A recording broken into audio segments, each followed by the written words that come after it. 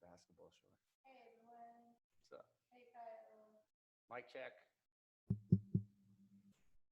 All right, am I good? Everything sounds good.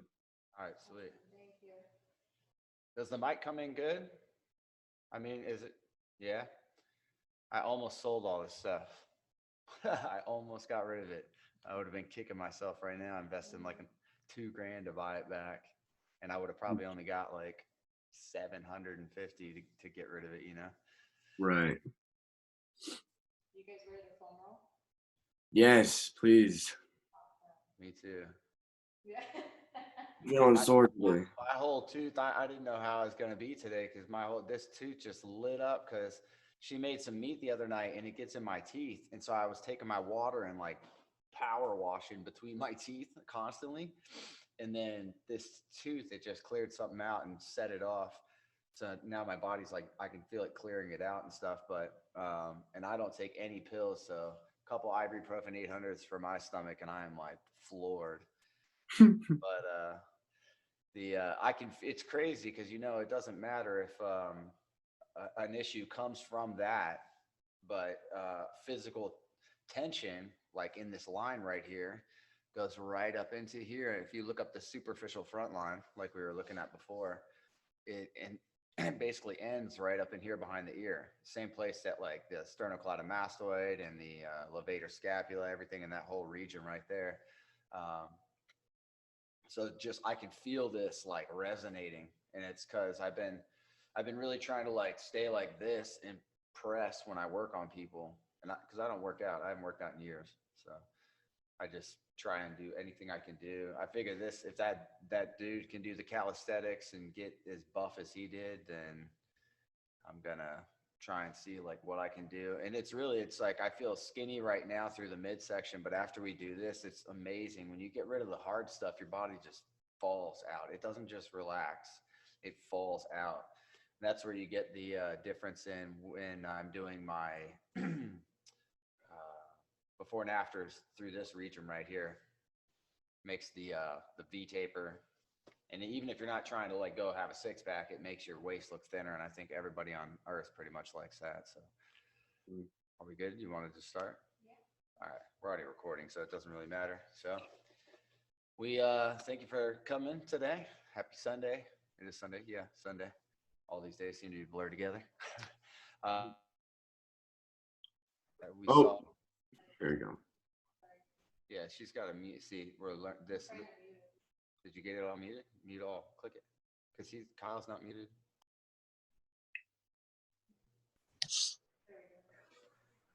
Gabriel's not. It doesn't show. Gabriel doesn't show muted. No, I'm good. There we go. So we learned a lot last time. We apologize for the first one. That's why I wanted to do the dry run, because it ended up showing. Are we locked on us, babe? I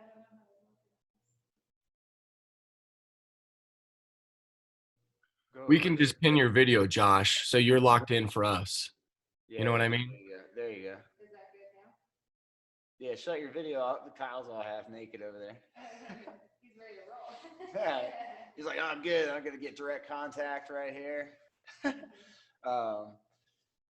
So on the last one, now we've figured out just like that right there, pinning it and then removing the sound.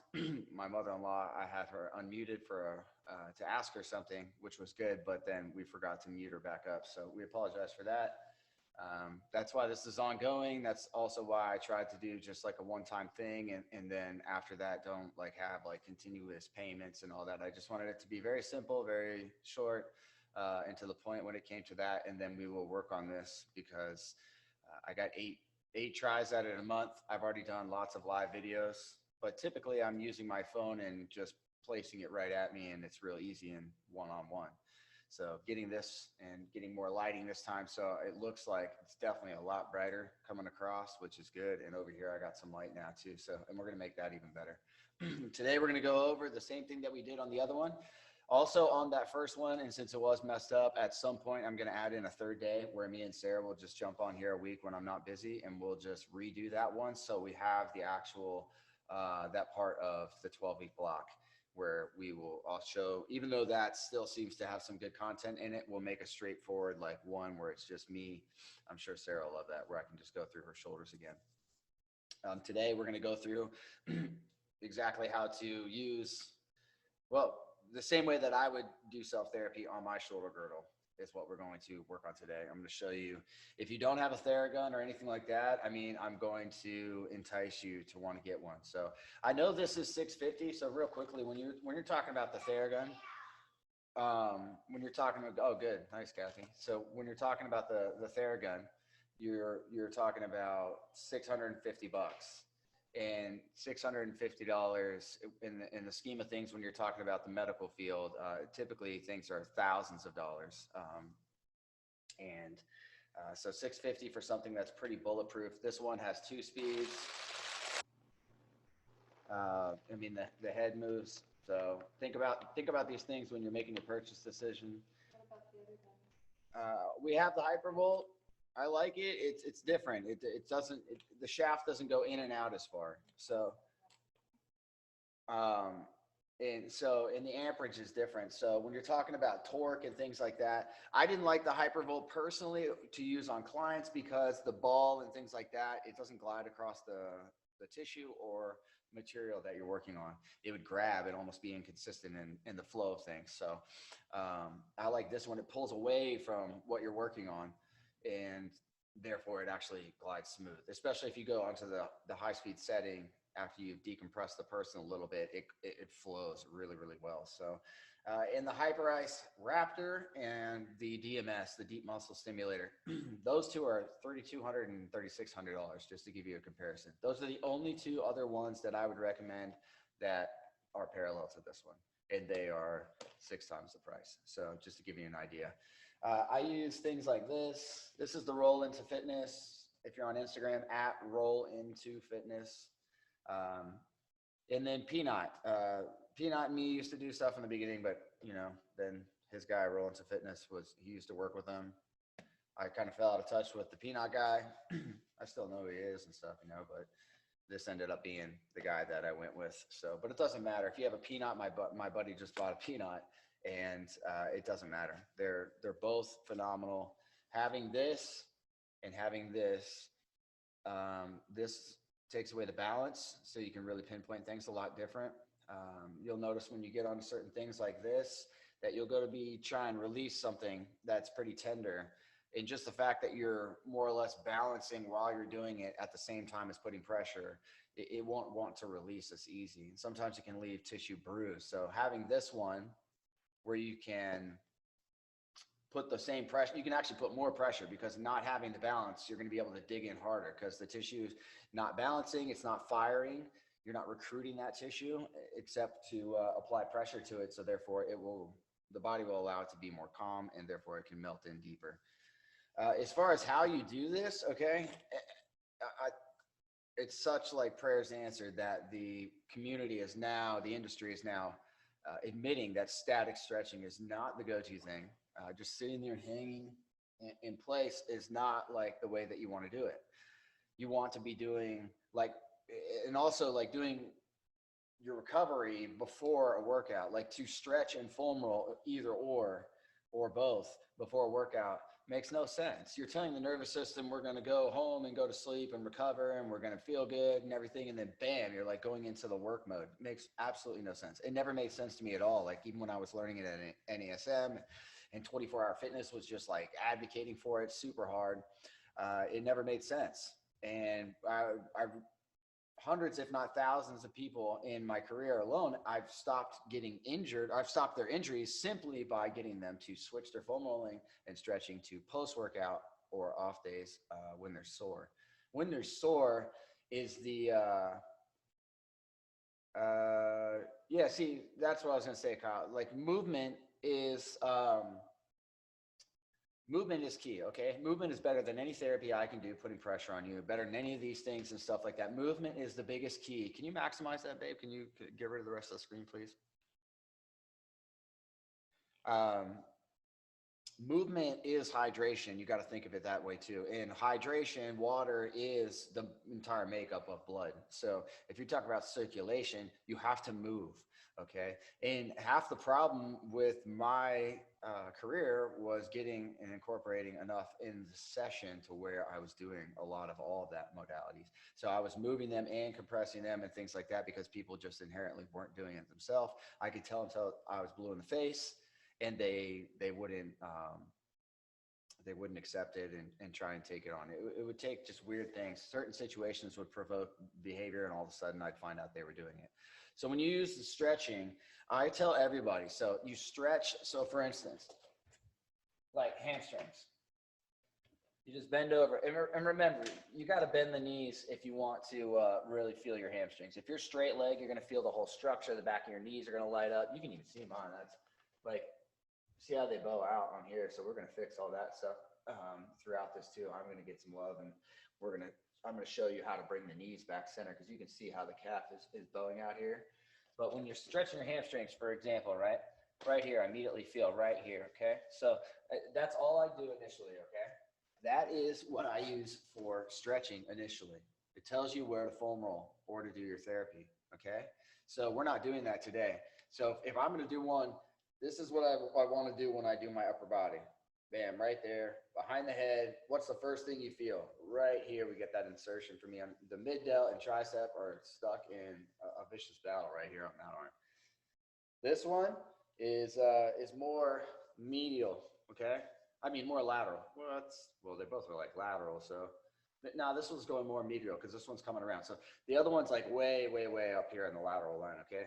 And this one's like starting to wrap over. And that's the way the body, when you look at it, okay? I can do this because I can tuck it. See, I got the roll to my shoulders, right? So we need to open this so we can get this visible. And if we can get this visible from this angle and not like this, like it naturally wants to be, then I'm going to have a lot less pressure.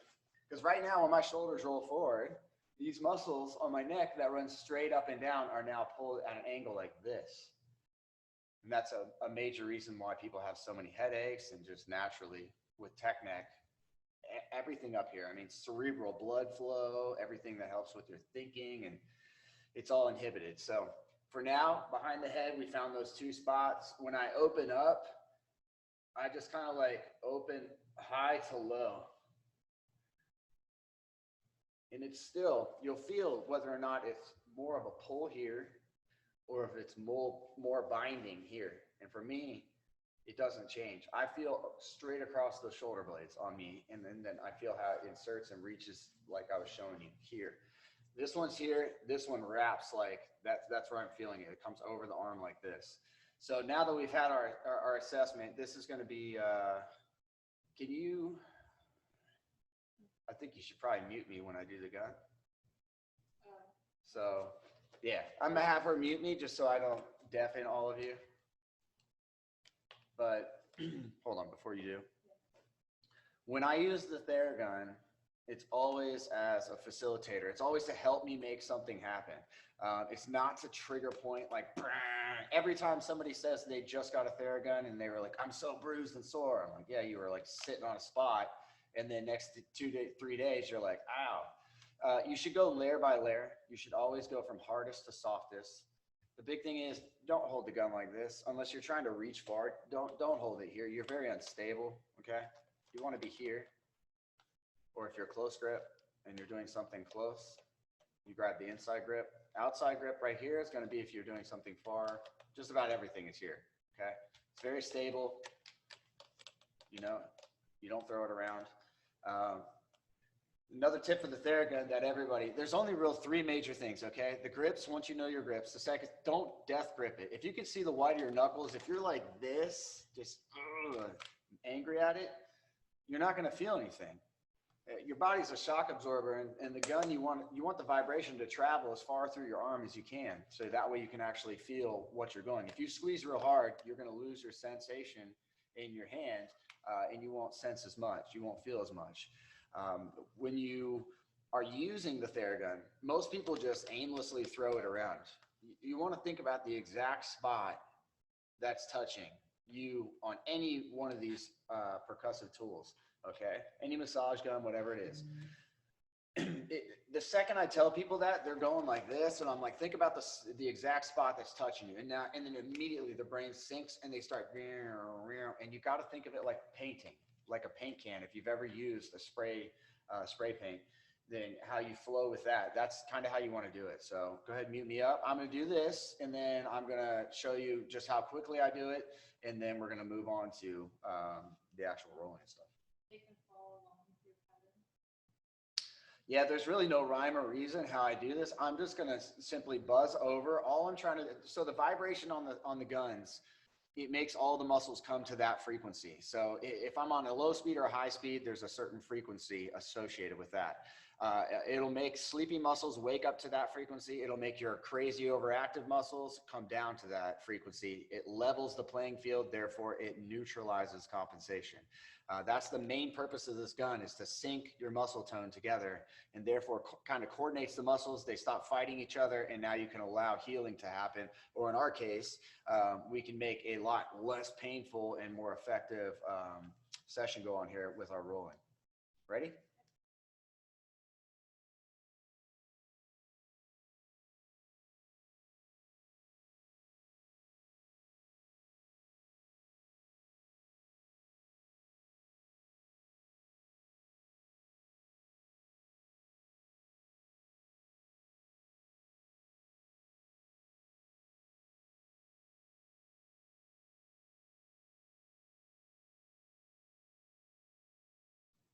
So the rhythm is, you want to make sure that you think about going down as much as you think about coming back up. Don't just relax on one of them. It's kind of like bodybuilding. Everybody just like wants to just fall in and, you know, you want to make sure that you're like actually thinking about both sides of the pattern. Stroke down and then bring the stroke back up, so that way you go. The pec muscles and everything roll here. You can already see like this already wants to fill up. That's the best thing about this gun, is it's going to get the blood in there. And then it's going to calm things down. So when we do it, it's not going to be as painful, and the body will allow more things to happen. But all I'm doing is running the length of the tissues real quick, 10 seconds, 10 seconds, 10 seconds. All I'm doing is just getting everything kind of like running on the same playing field. That's it.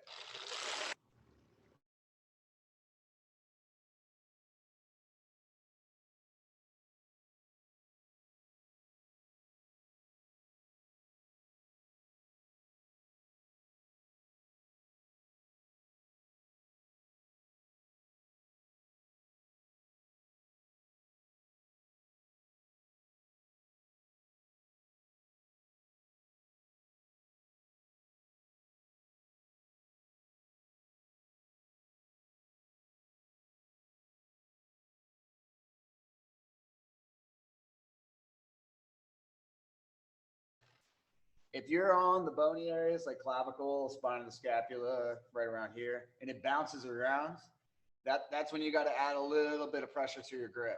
Okay, add a little pressure to it, but then relax your elbow. Keep your hands stiff a little bit. It's better to go over hard stuff with a fast speed. Just food for thought. Ready?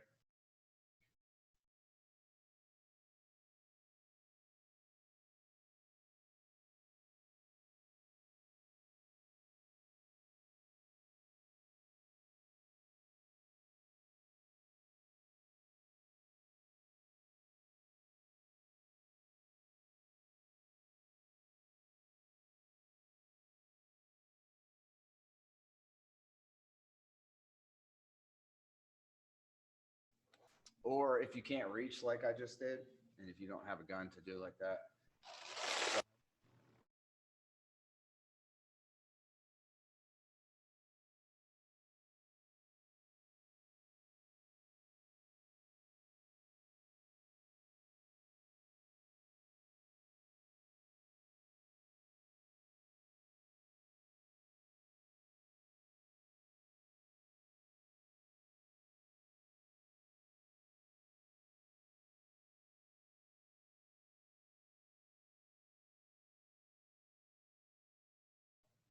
Real simple. Don't spend too much time on the Theragun. I mean, even that was more than I do, because I was pausing with you guys.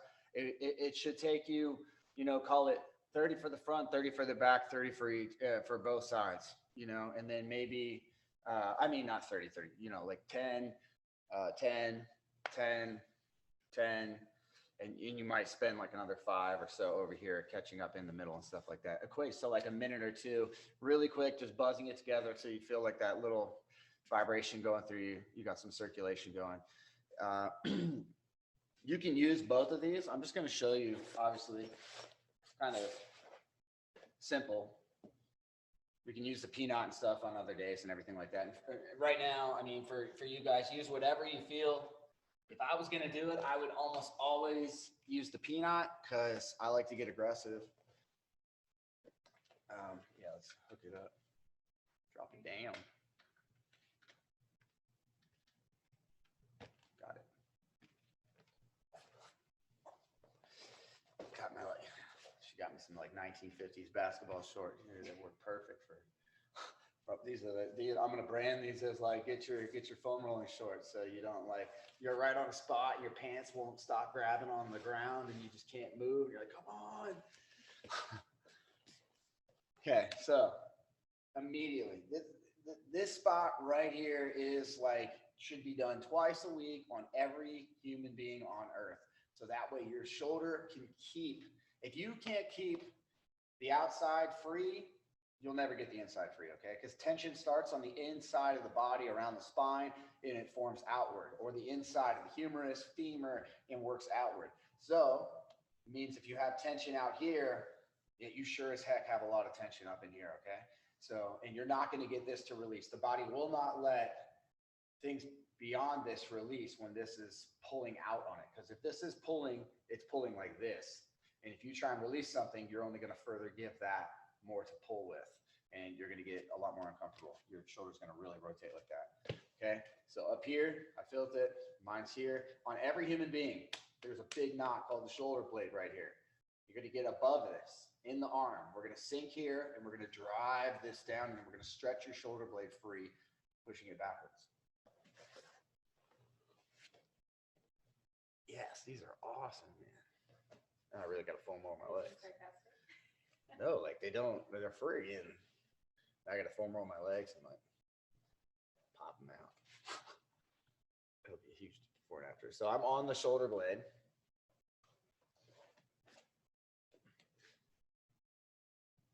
And all I want is to stay on top of it.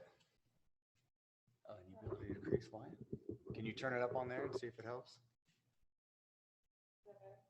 Is that better? All right, cool. I want it to be perfect, so please, like, bug me and tell me, because I'm gonna keep you guys pay for this, and you guys are, yeah, I'm gonna make sure it's good. All right, so all I'm doing, like you're kneading dough, okay? We got the rolling pin, and we're up against the big mountain of dough, right? You would never take your rolling pin; it would make no sense to go boom, boom. So we're not going over the speed bump of our shoulder blade. We are up against that. We're bumping on it right here. So you know you're up against it. I have to adjust my arm. Externally rotating. So having your elbow and allowing your hand to fall out, you might not even be able to fall out much, but just that motion there, it exposes that knot a little bit. So hold that there. And also, if you can ever find something to add a little weight, like if this is just hanging on the spot, and it's going to help it melt away, just because that little bit of weight will encourage it to start pulling free. And then you just get on the spot and you're giving it a little bump to stimulate and encourage it to start going down your side. The shoulder blade, you're going to pull it down. Obviously, it's not going to go much down the body as it is going to swing back and create more scaption. This thing keeps going over. So I get back over it, make sure that I'm going. And you're driving. Okay, the big key too, same thing as I think I was explaining in the first one. When Sarah works on me, I'm the number one thing I've told her over the years is every time you move, you want to lift your pressure. And it's not just her. Literally everybody I find does this. So you got to make sure when you're pressing with a foam roller, the entire purpose of what I'm doing right here is to not only knead the dough, but I'm trying to use the roller and my body weight going this way to grab that dough and stretch it. So I'm trying to push the shoulder blade down my body, but I'm also pushing my weight into the roller hard so it doesn't let up. It's grabbing that, and the combination of the two is like a frictionless stretch. Hop up for 1 sec. Shoulder blades, I like to do each side for about 10 minutes. So, but 10 minutes will make your arm go numb, sometimes 3 times. Okay. Look at that. This one is like, this one actually just wanted to go up easy. The left one I had to match it. But for me, it's just that little bit is already getting some blood flow. Let's go back down. I'm trying to make very good use of this time with you guys.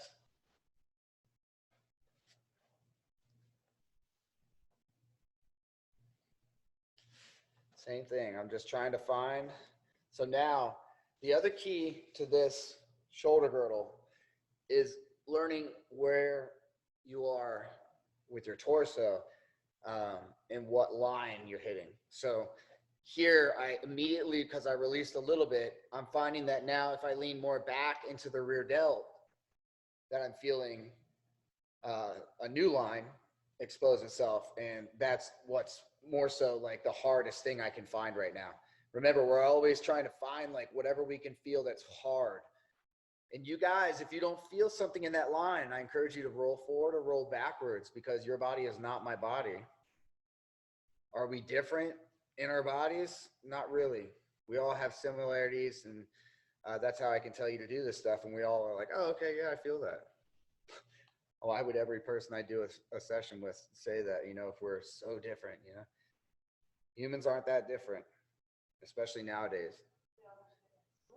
Yeah, we are come with a different story and a current set of circumstances right then. All right, I got another spot there. So when you're doing this yourself, wow, it's getting better. I'm going to do what I feel, because ultimately we're going to do everything. But I'm just going to roll with the rhythm of this, because if I'm feeling it, then I bet you guys are too. So the next thing you could do if you don't have very much time would be to go straight from hitting that region right there, which is basically up in the subscap, rotator cuff, and then go right into the chest and drop the shoulders back.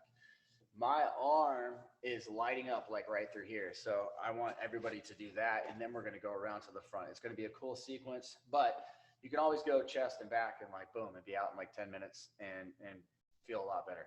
So this one, this is kind of a doozy. This one can be pretty, not so much challenging, it's numbing. Like it's this line right here, if you just press your fingers into it, it's pretty, it can make your arm feel like a dull numbing pain.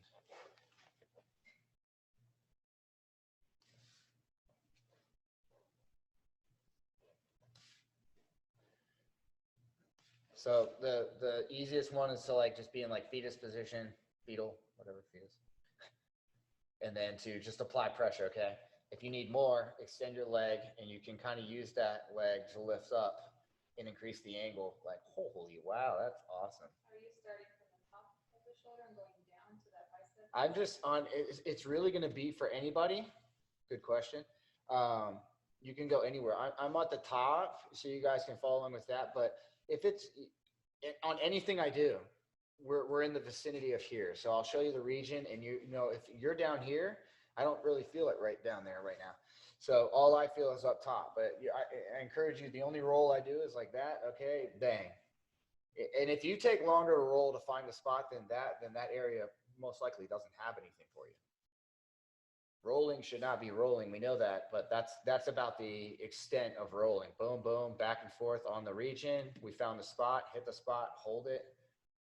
Can you do anything with that bottom arm? With this one, it's kind of like you can bring it forward or back. Like you can either give it a punch or a pull.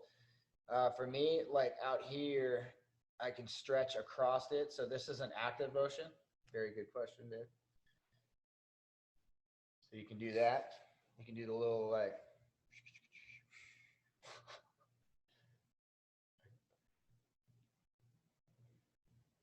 That really actually, this doesn't hurt me. This feels like a good necessary pain, but it's still like some of these spots give you like a sharp kind of energy as it starts to unwind. You get past the pain where now it's not, this is really, feels really good, but you can just feel how much is involved in this buildup here. So that was quite a lot, quite a while on that. if you guys just did it for that long, good for you. Kudos to you. That was quite a bit. Yeah, huge difference. Okay. Huge difference for me as far as like now I feel like that whole back half of my body has been kind of removed from the equation, and now I feel like this whole sheath going across the front. But I don't feel like this. When I would raise, the back would grab, then when I get about here, the middle would start to bind. And now on both of them, I don't feel either of those. I feel a little pull go down the tricep, but I'm feeling like right through here now. So we're gonna shift. You can see this is like a lot fuller than here. What's up? So when people are raising their arms, like a lot of people, the traps, are you gonna get that too? Yeah, so we can go around and hit. I planned on doing the extension of rotator cuff.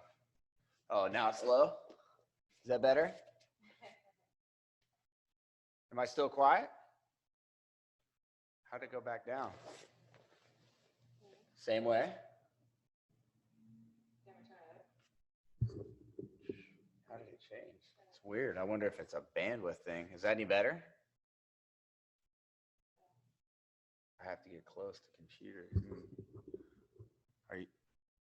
Do you have it all the way up? No.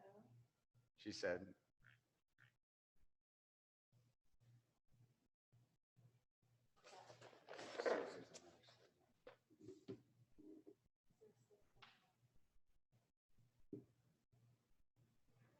Kyle says everything's fine on his end.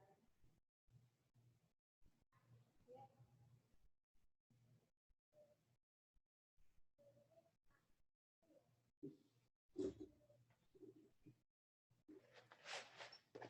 Did that do anything? It's all right? Okay, cool. So now we're going to hit right through here. So same thing, arm up, and you're going to get the roller. Basically, we're going to like cut this away right here. And then we're going to try and push from up under the front delt through here. We're going to try and get this to lift and effectively get to where you can see how big and like bulky this part right. I'm not a big dude, so this right here collecting like that shows that like a lot of my pec volume, the fullness of it is being pulled and distributed this way.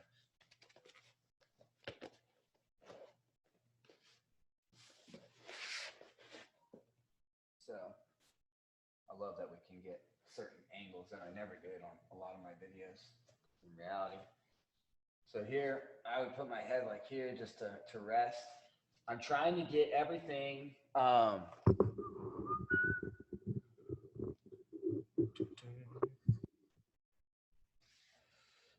trying to get everything to, baby, click the, just don't click it, but the very front button right here. No, up on top. The very front one on, no, on the camera. This, just tap it, but don't all the way in. Click it. You gotta click it. There you go. See how it focused. Sorry, I want to make sure you guys can see that. Just a little bit. All up in here, we're trying to get the roller, and I'm leaning my weight like this.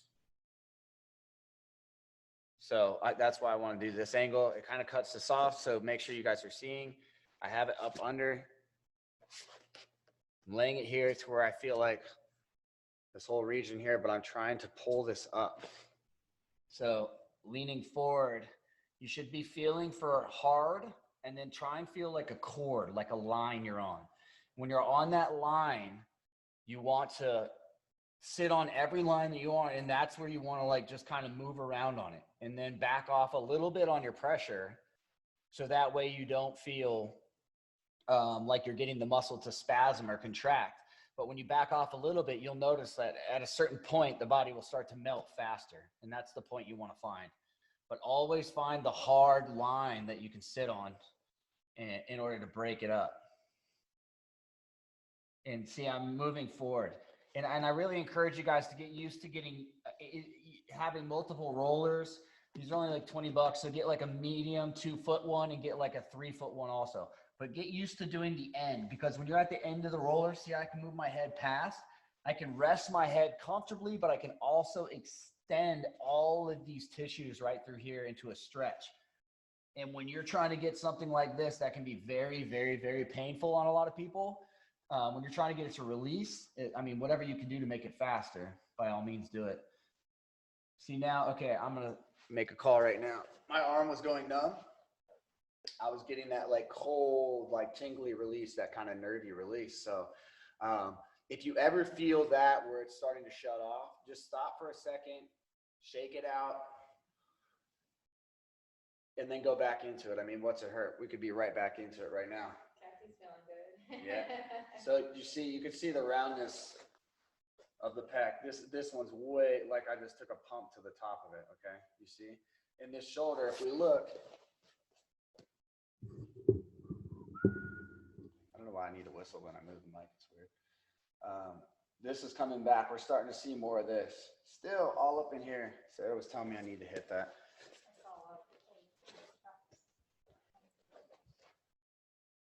See, this one's still really slouched. You're not seeing like a whole bunch, and I'm even turned. So if I turn completely sideways and then come back, you're really starting to see. Oh wait, there we go. Yeah, you can start seeing this fullness come through here and everything. So we're gonna do another one that's really, talk about scaption. This is one of my favorite. If you got a little roller, your butt's probably gonna hang off of this like I did here. This thing's just, we built everything. Like I got 2 mats so I can split them and fit them in the car easier. We built everything to travel with. So now that we're stationary, I might invest in some other stuff here, but we're gonna go sit. And my head's too far off. So that's why I said on a smaller roller, on a bigger roller, typically on a bigger roller, unless you're over 6 foot, your butt would be secure here. The point of the skull right through here, right at the suboccipital ridge, is going to be where you touch. So you want your head just a little bit tilted back, just so it can kind of contract things back there. We're going to go into like snow angels here. And I keep my arms like lightly bent because what? What if you don't have a foam roller? Where would you put the ball? Some people only have a ball. I do it with the ball too. Just do the same thing, bro. If you're on the ball though, don't lay back onto it. Don't lay the ball down, lay down, and then kind of sit yourself up and put the ball under. Because if you got like a really spasmed area, same thing with the roller. If you're debilitated or you're struggling, then the best thing for you to do is to lift yourself up rather than trying to do this. This is, it's pretty hard on most people. So when we're here, the goal here is to drive your elbows and try and touch the floor without arching yourself up, okay? So just to where you have pressure, you want to pinch your shoulder blades together. This is what this is for. So you're either going to do bent 90s, like arms like so. You would never go this fast. You always want to go until you feel something that starts to light up or is tender or spasms. And then you want to just hold there, kind of bump your elbows and let it melt and then move on. So that's what we're going to do here. Try and tuck your abs because you want to be pulling that pelvis up like this. And that way you can actually elongate these back muscles. Like now that I have it up, I'm actually feeling right through the middle here. Are you filming all that on the phone? Okay, cool. Right here, I got a good spot. It's a big stretch for me. It's right at the bottom too, which is great because if this, releases, then the spot at the very bottom of my shoulder blades is going to be pulling together and holding my shoulder blades into a better scaption than what they were in before. So now I can go up. Oh, it's so much better. Now, like I had my back arched the last time, just that one spot now, even pinching here. Now I have no curve to my back as I do it. It's awesome. So here I'm going to just bump, bump, bump. So basically I'm trying to feel that line right at the end and pinch and pinch and pinch. I'm getting to where it's going to like try and cramp. But I got it to release. So you can kind of bump. That's just a different way I wanted you guys to see. Get onto a line when it feels tender. You can kind of like sometimes on this, just pinching your shoulder blades and kind of bouncing them on every little hard spot you feel. Gotta get up for a sec. Yeah. There's a solid rush of blood and cold feeling. Remember, if you ever get a cold feeling, then you know that you've increased circulation in an area. And if you get the light feeling, which I definitely, this side feels like, this one feels dead compared to this side. So we need to match that up. I'm trying to make sure that every time I build a sequence with you guys, but also just leave it to where at the end, you can repeat that process on the other side. See how well you did it. We're trying to get these to where they download and upload quick and have them to where we'll send out the file for you guys to go back over. So that way, if you're like me and you're still sitting here and enjoying your weekend and doing some recovery, then you could have it to basically go back and refresh your brain right away. As Sarah said, for the traps and everything beyond that, okay, the one that is, wish I had something over here. I could probably do it over there. I'll just grab on this. Typically, like if you can get close to a couch or anything that you can lay over like this and hook your hand on, if you can get it, if you're looking to get more pressure to what I'm about to do, then find something that you can hook your arm on. If not, if you don't need that, if you don't feel you need that, then don't worry about it. If you can't get there yet, then don't worry about it, because you'll get a lot of pressure and a lot of release on this exercise by itself. You can do this with any roller pretty much. You want to get right here. So instead of going from here, okay, you got on top of the shoulder blade, we're going to sit on that same line. You're going to rotate out, and then you're going to come down a little bit and just kind of roll all through more back on the shoulder blade. And you should feel somewhere should have a pretty sizable ball in there. You guys feel it? All right, cool. Because if you feel it, then whoever is watching this is going to feel it. You guys are the brain and mouth of every person who's ever going to watch this. So I got this big spot right through here. So we are externally rotating our hand over here, and it should make that lump stand up. You guys feel that one? And now you can basically bounce against it.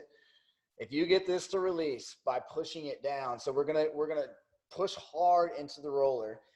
Don't overdo it, but push hard so that way when you roll your body up and it pushes the knot this way, we're gonna be really stretching it. We're gonna try and pop this thing basically. It's almost like it's like a zit. Sounds really terrible. So it's almost like a water balloon. We'll say you get and go over to it and you're just squeezing into it, and then we're trying to push it down into where it just releases.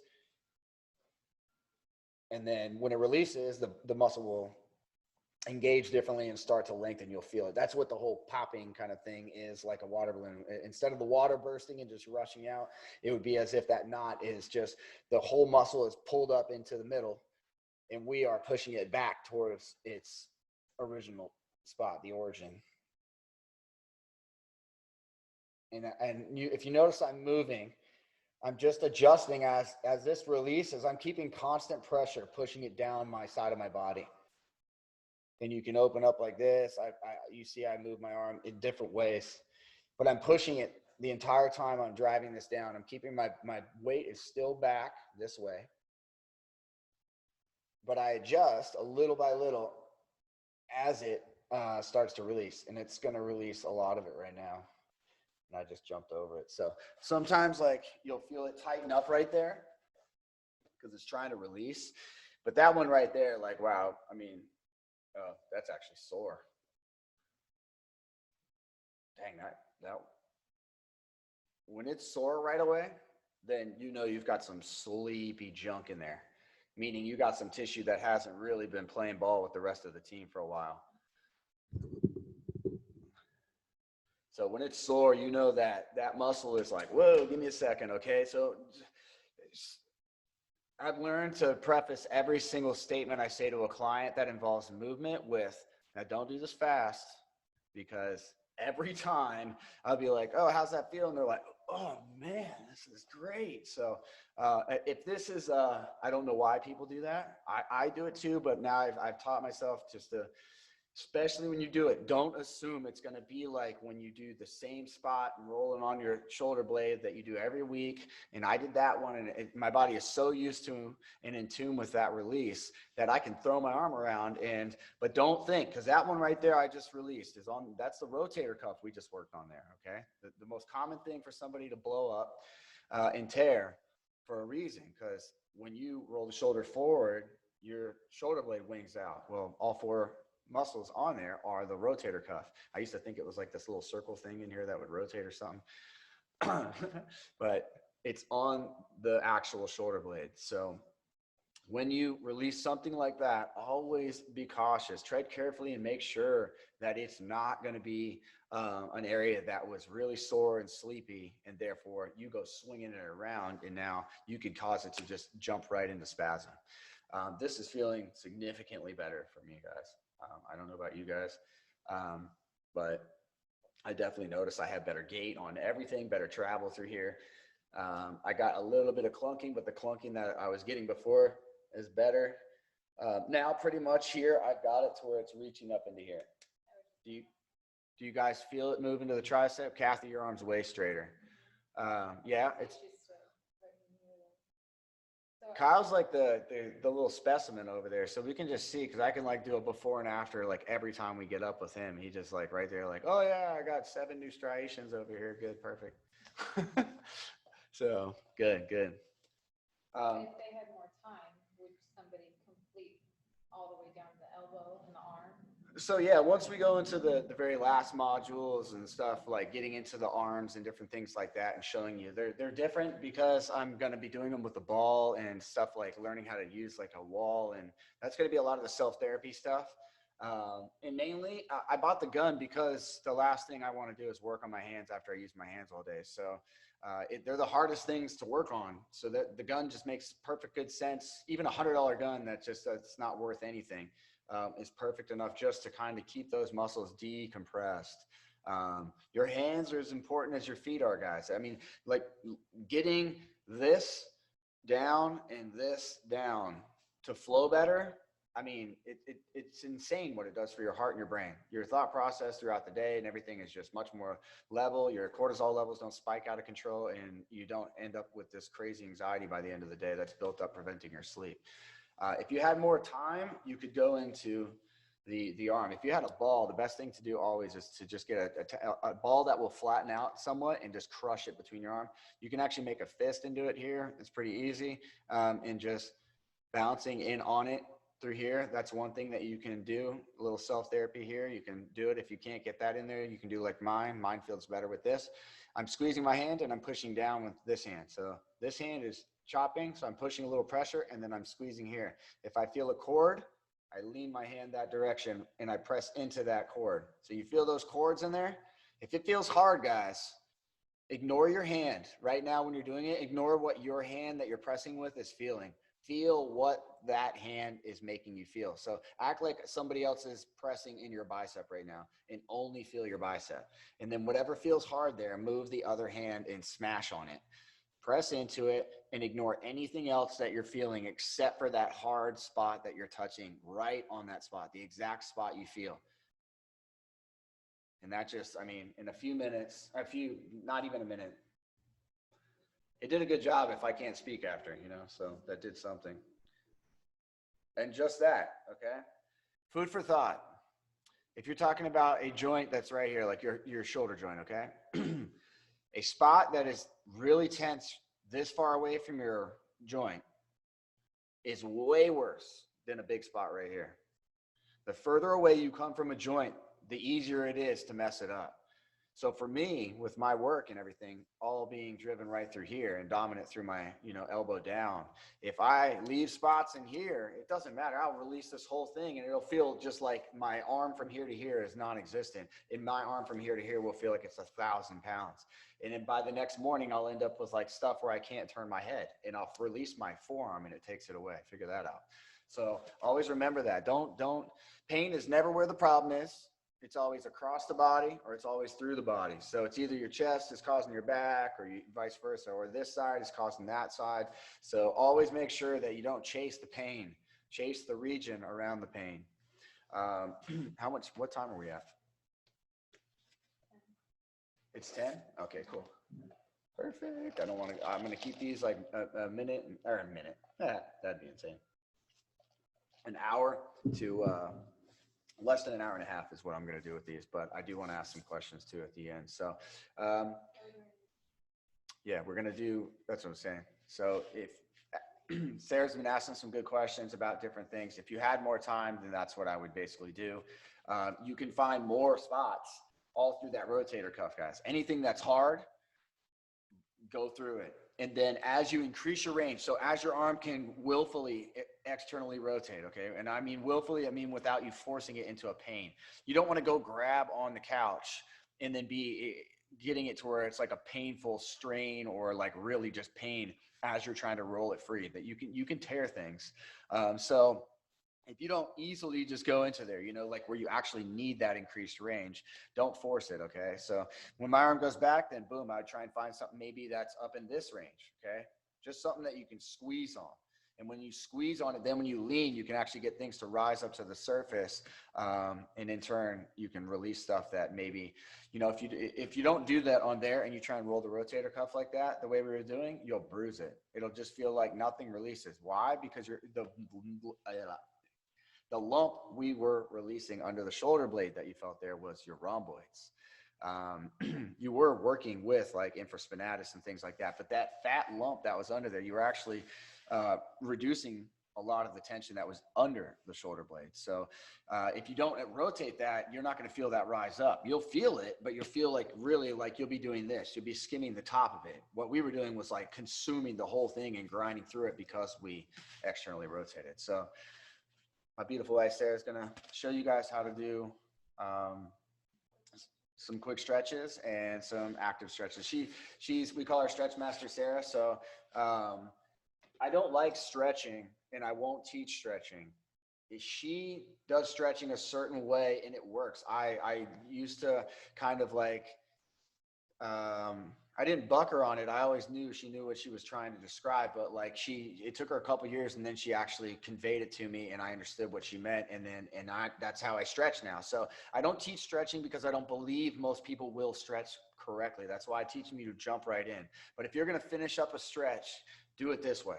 Because if you get into leveraging the joints properly and you get into like some of the different little movement aspects she does with it, then stretching is phenomenal. And this is definitely the way that you should do it, because movement-based stretching to complement any kind of like static-based stretching works really well after you have done what we just did. We broke this up, boom. She's going to show you how light you can make it feel. And then I encourage you guys, please remember what we just did, repeat what we just did to the best of your ability. And while we send you the video, then you can go back and at least just skim through it or whatever and see how close to it were you just from remembering. But try and get this side by yourself without us, or just the encouragement that we have of watching the video to feel like this side. That's always going to be the goal with this. So please, in the future, if you weren't planning to do this, try and have that time. I'll try and keep them like right around an hour and 15 of packed with information, so you guys can go back and pick a day that you could actually afford to do these kind of things. A couple hours a week, if you did it in a program and consider this like an investment in a school for your body, by the end of the 12 weeks, you should be like feeling like a rock star. That's a bad reference, but you should be feeling really amazing. So, all right, here's Sarah.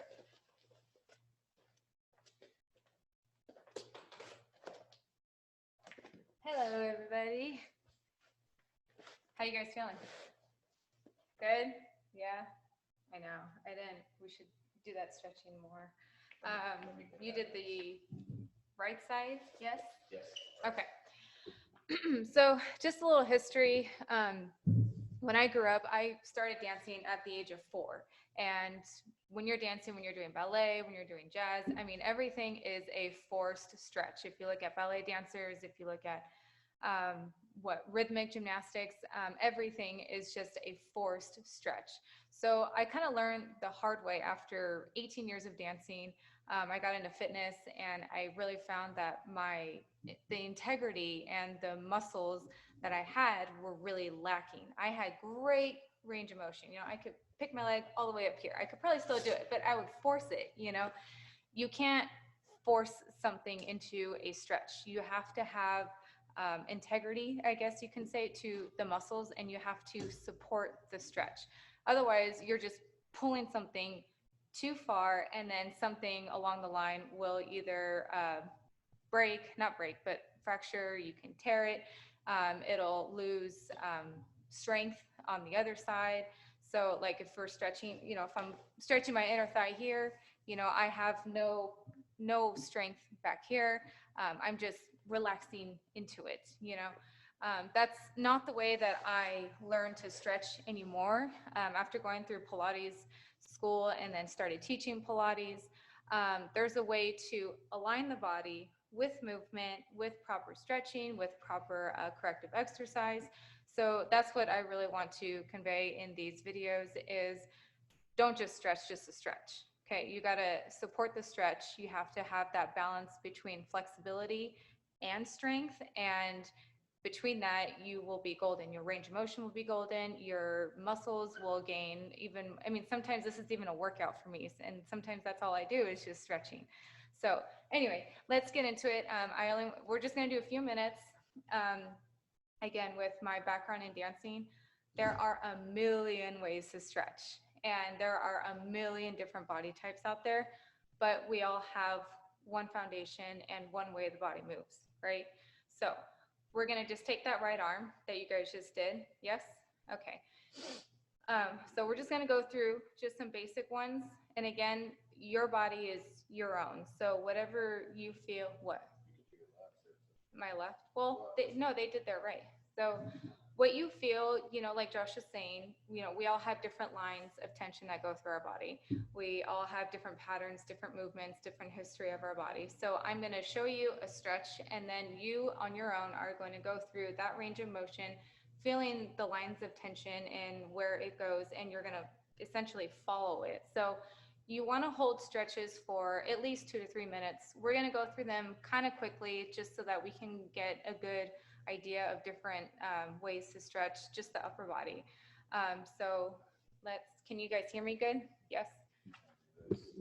Can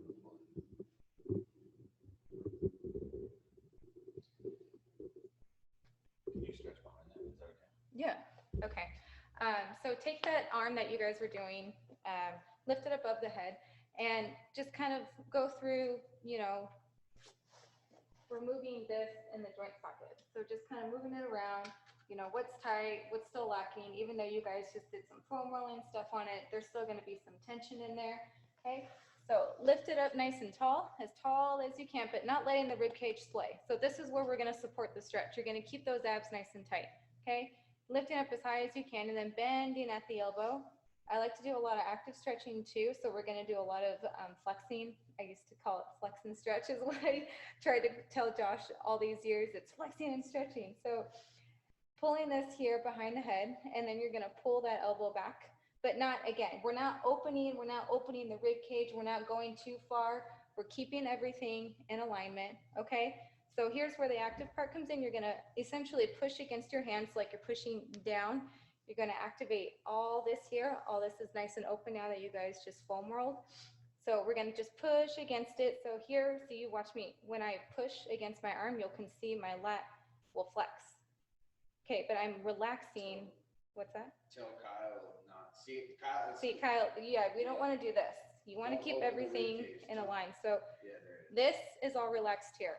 Okay, so it's a lot of mind to muscle here on when you're stretching. So keeping this all relaxed here, but keeping this engaged to push against it to open it up even more. So we're just going to kind of hold it here. And this is where your own movement kind of comes in, keeping the structure here and keeping everything in a line. You can kind of move around this way, move a little bit into it if you want to, but again, keeping those abs nice and tight. You know, all of our bodies are different. We all have different lines of tension. For me, I feel this all back here. And if that's where you feel it, you can kind of push back even more. And again, opening up that chest too. Big deep breaths. Make sure you are breathing. Go ahead, relax. Move it around nice and slow. So active stretching. Has anybody ever done active stretching? Ever heard of active stretching? Yes, I love active stretching. I used to come in and just force my clients when I first started training, you're gonna stretch, you're gonna do this, you're gonna do that.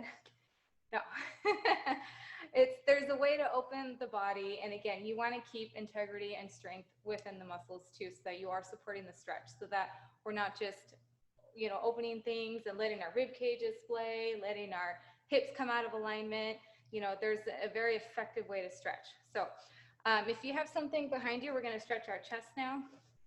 Let me see if I can just grab the wall here. Usually I would have something that you can just kind of put something on, because we're going to do a little rotations here. Where's the bench? Hang on just one sec.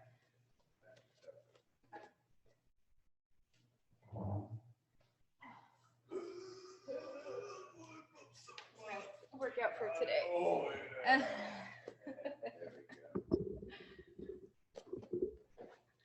Awesome. So if you have something, you're just gonna push against the wall if you have a wall. That's a good idea too. Or if you have something to rest your hand on, you can do that too, because we're gonna do some little stuff where you can rest your hand on. Variations. Thank you. Am I heard okay? Okay, so this is for the chest.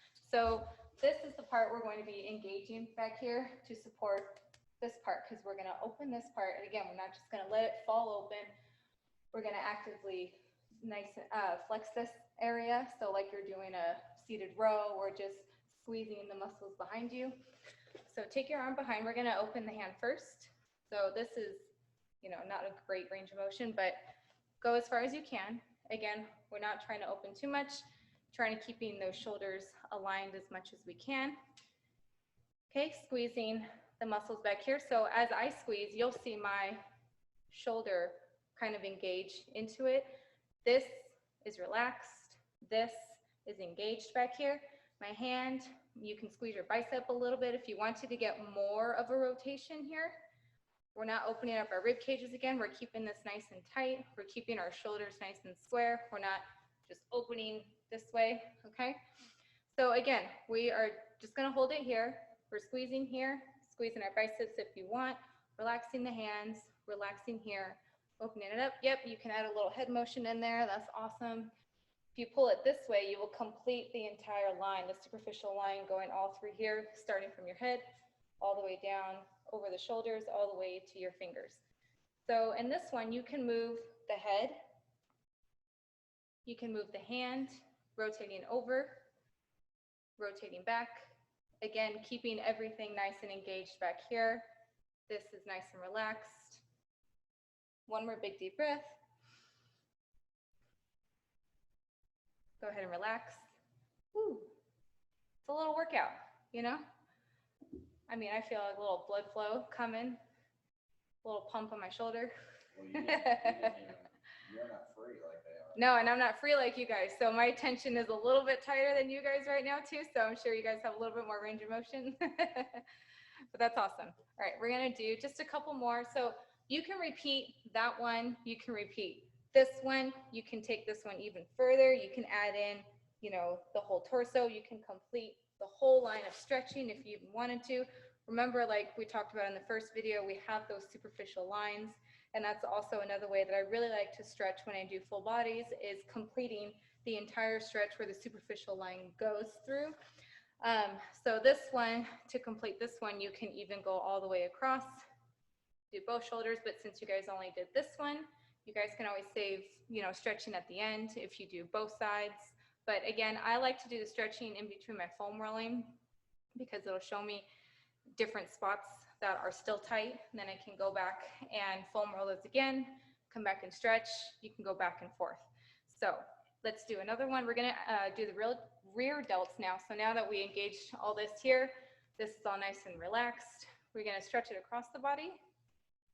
So again, we're not lifting that shoulder, pushing that shoulder down, trying to keep those shoulders nice and square. So if this is as far as you go, that's as far as you're gonna go. You can pull it just a little bit more, keeping that elbow nice and tight, but still relaxed. So here we are engaging the triceps. So you're gonna essentially push against your arm that's pulling, and here's the active stretch. So you're pushing against it. we're relaxing everything back here, okay? We're engaging everything here to push against that hand to get that active stretch. So push against your hand, and here again, you can also get that head in there. It'll pull everything all the way up here. You can lean into it just a little bit, trying not to let those rib cages sway out either, keeping those abs nice and tight, supporting the stretch. Trying to keep that elbow nice and tight too. You can do the other way with your head. Really try and hold these for 2 to 3 minutes. But we won't do that now. I just want to show you guys some good range of motion stuff. One more big deep breath. And go ahead, relax. Ooh, nice and open. Awesome. If you have something to hold on to, you can. If not, this one's just going to kind of be your own. But this one is really going to test your range of motion after you guys just got done foam rolling. So we want to try and avoid this motion. We want to try and come here to this motion. Like you're kind of like you're doing a bicep curl, side bicep curl, or you're lifting something. But for me, I didn't foam roll. This all right here is starting to cramp on me. So I got some rolling to do after this. But we're just going to go through this one just a little bit where you just kind of open it and then relax it, you know, open. So you don't always necessarily have to hold something for 2 to 3 minutes, but just so that you can get that open right here. You're relaxing everything in the front, squeezing everything back here. Again, just trying to open up that chest even more because that was kind of the main focus of everything that we just got done foam rolling. Yep, you can do different variations of this. You know. Adjust their pelvis. Sometimes if it's, I don't know if you guys can hear me. Sometimes when it's cramping in the back, you can adjust your pelvis and shift the curve of your back and actually, you know, make it worse or you can make it better. So try that. And sometimes you won't feel things. Like if you're doing lat pulls and your back is curved, you're not hitting that lower insertion of your lats. So just try and adjust by kicking your butt back and forth. Yeah, that's a good one too. So again, everything is aligned and everything can be structurally aligned too. So you can also, in a way, force it to happen. But again, you need to support what you're doing with your muscles and engaging it so that everything's just not splaying open. So give it a little move around here. What was the other one I wanted to do? What else did you guys do? Right here. We did sub scat. So you already did over. Okay, over here. What'd you do for pec? I did this one for chest. Yeah, One more for traps. You can either sit on something and grab. This is one of my favorite trap stretches. You can grab something underneath, sitting underneath you, or if you're just sitting on the ground, just put your hand underneath your glutes. Just kind of sit on your hand. So this one is really, I love this one because you can do a lot of different range of motions through here. You can come forward and here. So we're really targeting this area all through here. So sitting on your hand, tilting your head to the left, sitting up nice and tall. Again, not splaying the rib cages where you're arching the back, pulling in that rib cage. If this is uncomfortable for you to sit, you can always sit however your legs are relaxed. So pulling the head, and then this one, the shoulder, since you want to really work on opening up that shoulder, you want to rotate that shoulder back as much as you can. Yep, and then you'll feel even more of a stretch here. Sometimes you might feel it in the front, just depending on where your lines of tension are. But really just the focus here is to open up the chest muscles and then squeezing again back here. You can also squeeze the shoulders here. And as you squeeze the shoulders, you can stretch even more into the stretch. Yep. If you struggle to sit too, Yeah.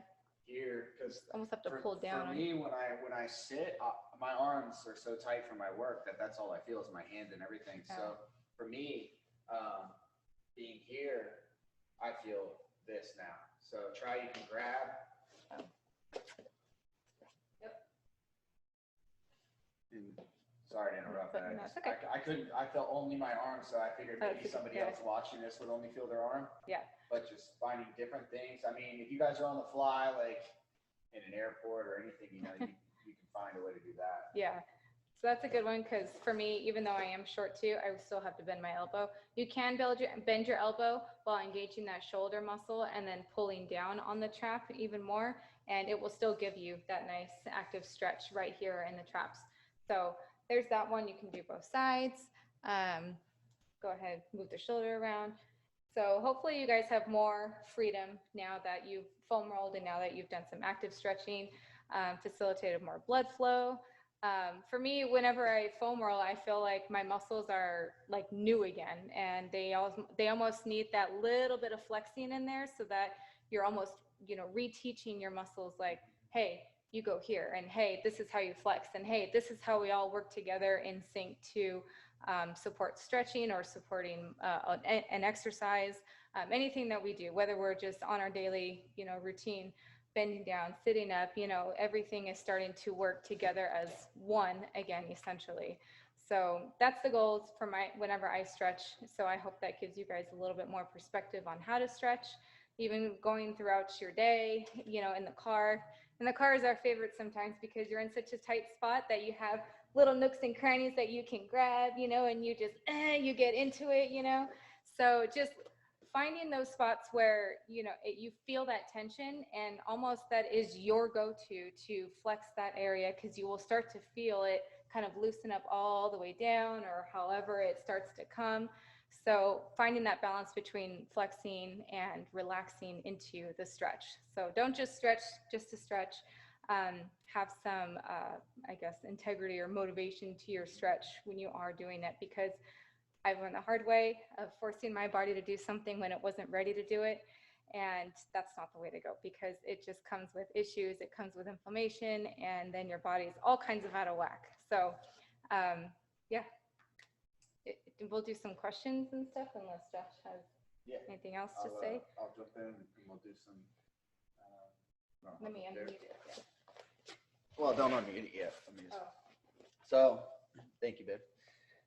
You see, everything like what Sarah was describing is it's trying to get everything to work in harmony. You want the cohesive environment.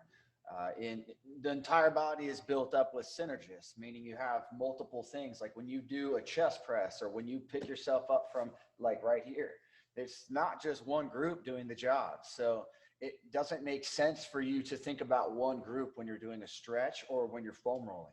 You want to think about lines, and that's why we display what we did. Because the second I read, and I've never even read Anatomy Trains all the way through. I'm not going to take credit like I have. It's a very terminology based, like technological kind of, technical kind of book.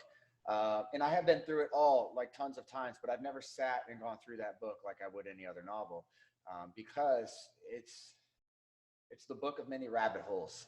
The second it showed me the superficial lines, I immediately started doing a lunge with every single thing. And the second I was listening to him say you could generate up to 30% more contractile force by doing a lunge towards whatever region of the body you're lifting with, it just blew my mind. I started doing things with clients and using the Vipers and all this stuff to do rotational, full body dynamic movements. And now I have people, before I was even doing real good hardcore therapy, I mean, people would say I was good back then, but I would argue that I wish I could go back and plead to redo the disservice I gave them. But the thing was, I started with movement. It was all and people ask me, what's your background? It's movement science, functional movement screens, things of that nature. I always looked at people and would adapt methodology based off that. And when I would put the lunge into these things and attack the whole line, next thing you know, people are going and on their third week, it's like, man, and you hear, and their whole back would reset. And next thing you know, they stand up and imagine like the before and afters you guys see now, me immediately seeing it just go boom. And like this person, and I can't tell what I'm seeing yet because I wasn't educated in it yet and not used to it. And I'm like, wow, something just happened. I think you're taller or whatever. So when you think of the body, always reference back to the superficial lines we referenced in the first one. And I'm going to put that PDF, or she'll probably do it in PDF form, and I'll put that up on my link in my bio, on my link tree. So everybody, you guys can always pop back to that, and we'll try and get it to an email for you guys if it's not already there. Do we have it to them yet? I can send Yeah, we'll send it out because I want you guys to refer back to those superficial lines always. Always just Google superficial back line, front line, spiral line, lateral line. You know, you get into the medials, you get into the arm lines, you get into all those different ones, and you realize like you start attacking each one of those. And next thing you know, not only does your body feel better, but you'll realize how much the superficial back line, when that's aggravated, it starts pulling on this. And it'll literally cut off everything that's flowing to your brain. And I've reset people to the point where, I mean, they went from a manic head case to taking control back of their life. And it was simply because they felt like they couldn't breathe. They were suffocating from this grip they had right here. It was just like they talk like this, they felt like this. Yeah, they were sick more often because no lymphatic drainage was happening in here. It was actually lymphatic suckage. You know, it was like everything was just coming up into here. So anyways, let's do some questions if you guys do have any. I don't know if you guys have any, but we'll check it out. Unmute. Oh.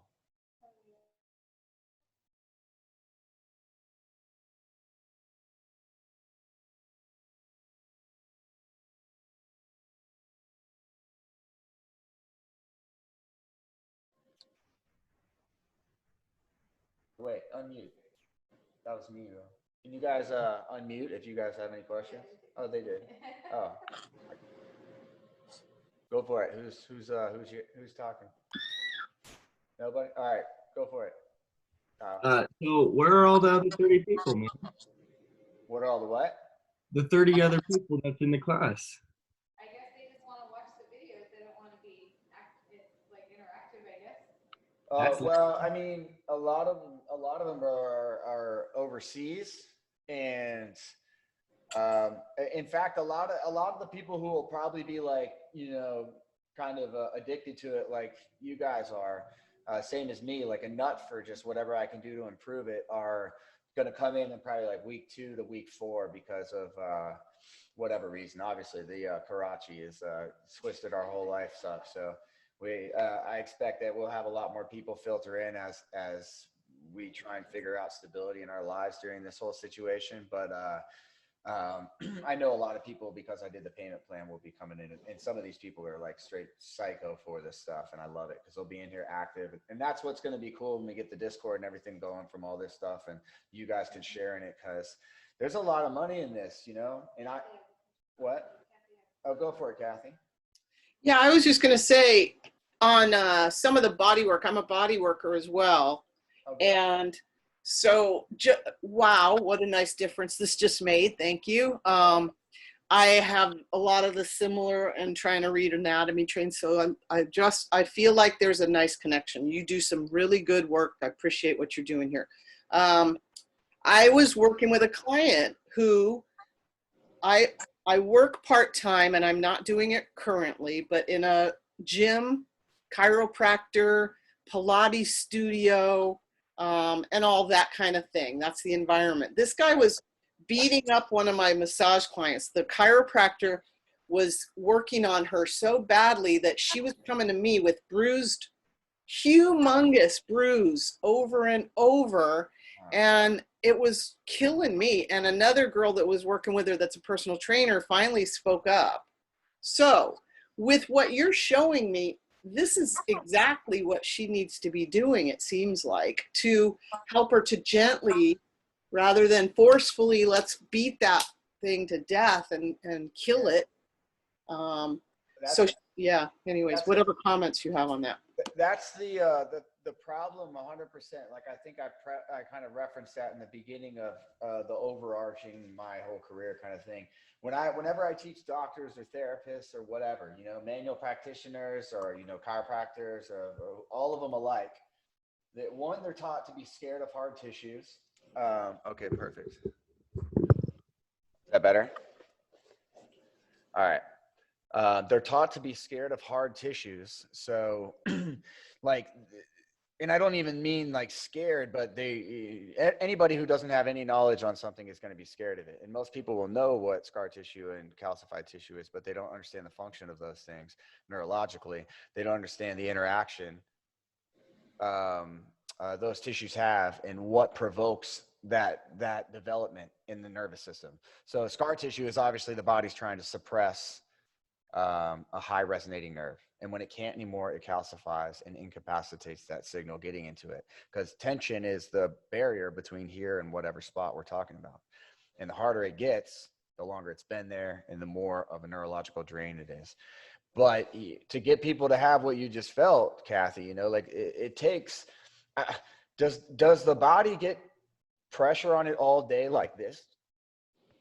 Like, I mean, short of being like in some crazy construction job or like a jackhammer or something, you know what I mean? Like, who has that job on the regular? It's not, nobody's walking around like this.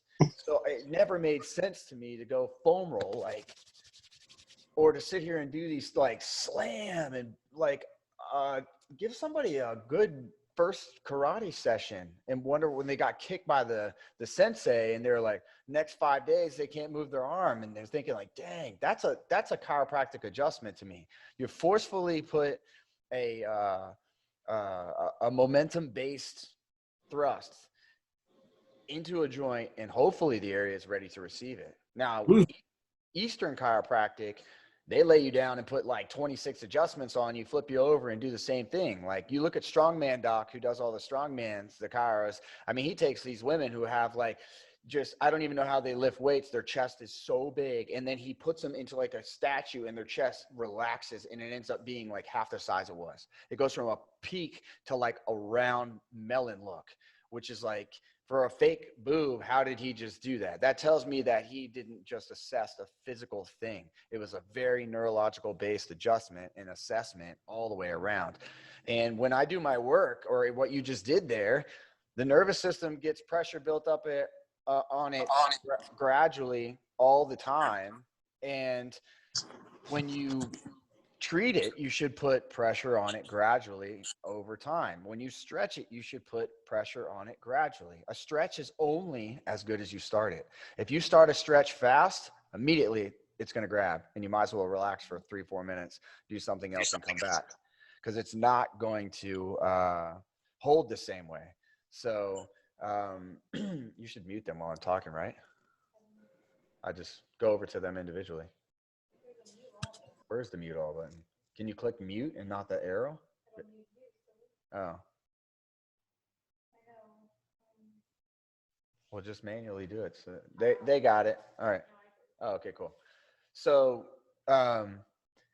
when you go into a stretch, it should be like nothing. We're priming the body for this actual motion, this angle on the joint, okay? And then we need to line it up. Most people stretch and they do this. Watch. See that curve? They instigate or induce lordosis, and some of them will go kyphosis or kyphotic, whatever you want to say. So when you curve here, you've got to tuck that pelvis until you straighten your back out. Good way to check it is just to put your hand there and make sure that your spinal erectors and the lower back are neutral. Okay, if you're neutral, you'll notice like, oh wow, that gets a lot more comfortable, or it turns on and you're like, wow, I can only be here now. But then you want to increase it over a minute or two. I basically say go to 2 minutes if you can do it without the extremity, arm or leg falling asleep. Okay, always try for a 2-minute stretch. And if it falls asleep or it becomes painful or something like that, then back out of it. You should never feel a strain or pain in a stretch. Okay, you should always, like, if I go like here and it's like, then I should bring it back. I should take my chest and bring it in only if I'm comfortable there and need more of that. But when you go into a stretch, when you go into foam roll, when you go into press on the client, you always go hard to the hard layer, and then you reduce your pressure, but you don't reduce your contact, if that makes sense. So you drive to that layer, you keep the contact with that layer, but you back off to where you're not causing that area to bind up on you, and you'll immediately feel it. It'll go from like a hard, like a trampoline, to just silly putty. It'll just melt. But the big thing with stretching is everybody's like mind-numbing pain. It's such a strain. They're on their phone. They don't even think about it.